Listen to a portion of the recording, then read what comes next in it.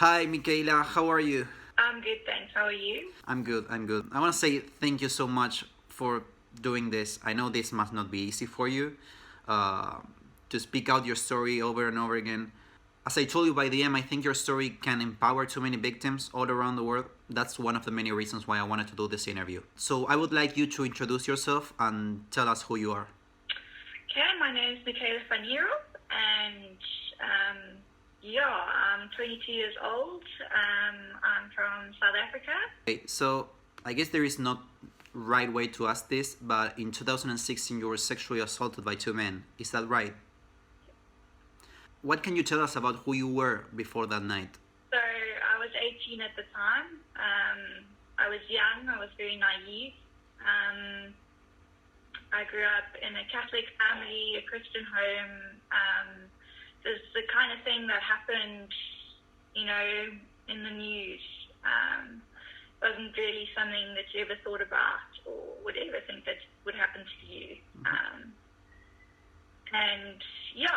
I was a girl, and I had everything going for me. I was doing well in my academics. I had a good social life.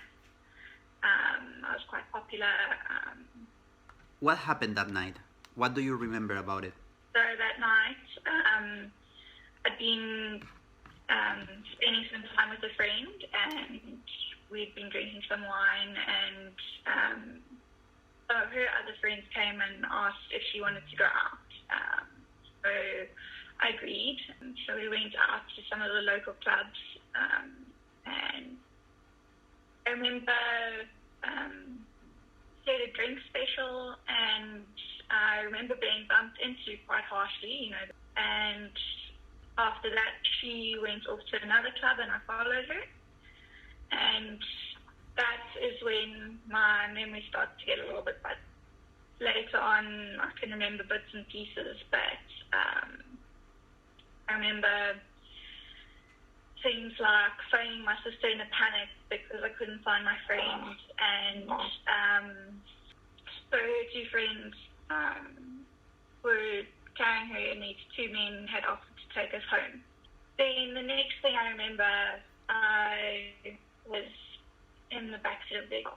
So these guys had taken us all home, and the girls were half carrying my friend to the gate, and they called me back. One of the guys, to the car window. I don't remember what he said to me. But the next thing I remember after that was being on the back of their car, and they took me to a bed and breakfast, and that's where it happened. What's the next thing you remember after that? After that, I remember being at the bed and breakfast, and there's like a couple of little things, but the next thing I really remember is waking up the next morning. Okay. So what happened when you woke up the next morning?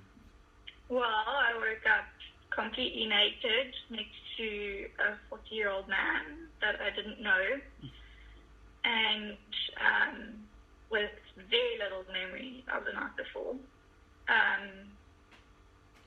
And I started asking questions. I was very confused. I didn't know what was going on. What did you do when you woke up there? I remember feeling very disoriented and groggy and tired, and I was with a stranger, so I didn't really know what to do. So I didn't know what had happened. I didn't know. I was young. I didn't know that this kind of thing could happen. So at the time, I didn't think it was right. They convinced me that it was all my idea. I'd agreed to all of it. And they even took me home. And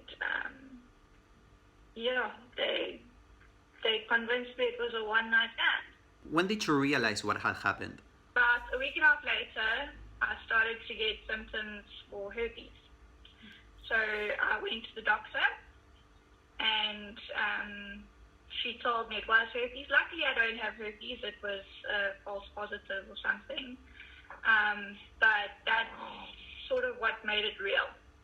Yeah, then I spoke to my sister about it. So my sister, she'd been involved with me through the whole process. And then after going to the doctor, I knew I'd have to tell my parents as well. My sister recommended that I speak to a friend of hers, who something similar had happened to. And I spoke to her, and that's when we kind of worked through, like before that, I hadn't really thought about the knife. I just sort of tried to write it off as a bad memory.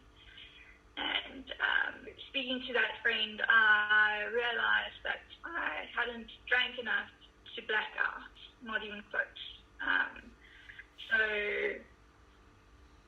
So just talking about it and remembering what had happened, we realized that I must have been drugged.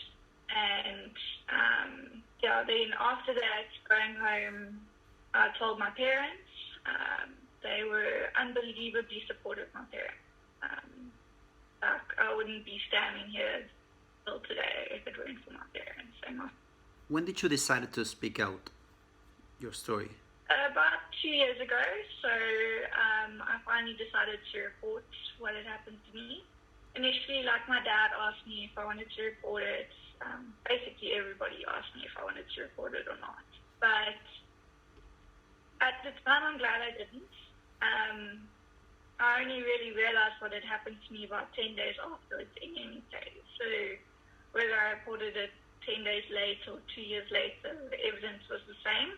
Like, unless you go straight after, the police don't have a lot of evidence. So it's really difficult, and there's a reason that women don't go and report it. It's not easy. And to deal with the trauma of reporting it, and if I'd done that at the same time, I think that would have broke me. That would have been really rough. But about 2 years afterwards, I was about to graduate from Stellenbosch, and I decided that I couldn't leave there without at least trying, at least giving it a shot, just seeing where it went. I didn't think anything would come of it, and I've since had to close the case, but I'm glad I did. Did you feel better after reporting the case? At least I didn't have to go the rest of my life wondering what if, because in a sense there's a lot of pressure to report it, but rape cases are really hard to prove. It really comes down to it's your word against theirs. That's why the judge closed the case? Yes. I couldn't prove that I'd been drugged. I couldn't prove any of it. So it's a story, and the police can't prove a story. You have people that, question everything about the story, that question whether or not it actually happened, that question details. Then to potentially take it to court where they have a lawyer that literally will tear you to shreds and question your integrity, or question everything about that night. I mean, you violated in the most intimate way possible, and then to go straight away and be violated again by people that are supposedly trying to help you. Why do you think it is so important for the victim to speak out? It takes away that fact of, this is my fault. This is something that I did and something I caused, and if I'd done this little thing different, it takes away that mentality. So you stop blaming yourself. It's a trauma, and if you don't work through it, it will haunt you forever. I wanted to do this interview because I wanted to show that this is something that is happening all around the world. There was this case here in Argentina a couple of months ago about a girl who was raped by 5 men, and the case was officially labeled as a sexual relief from the rapists. And I remember hearing about that case, and I also made a video about that case, and I was thinking, okay, is this something that is happening just in Argentina, or is it something that is happening all around the world? You know, Everywhere. I ask myself that. You hear like people saying, trying to tell the victims what they should do, you know, like you have to speak out, you need to say this. But I believe we cannot put all the responsibility just in the victim. We as a society have to create a safe environment for the victim to speak out their story. I know this is not easy for you to be reliving your story over and over again and opening to the world, and it's not easy for me either because I don't speak English. So I think I did my best. You did very well. I will put that on my resume. Okay. So is there anything else you would like to say? Like, you think it's not, you know, is it just Argentina, but it's actually, like, it's global, and not all men are like this. I have since met some really genuine, really amazing guys, and not all men are like this. And, you know, so I just thought that was worth sharing. Thank you. Thank you very much, Michaela. This was a great interview. I'm very happy about it.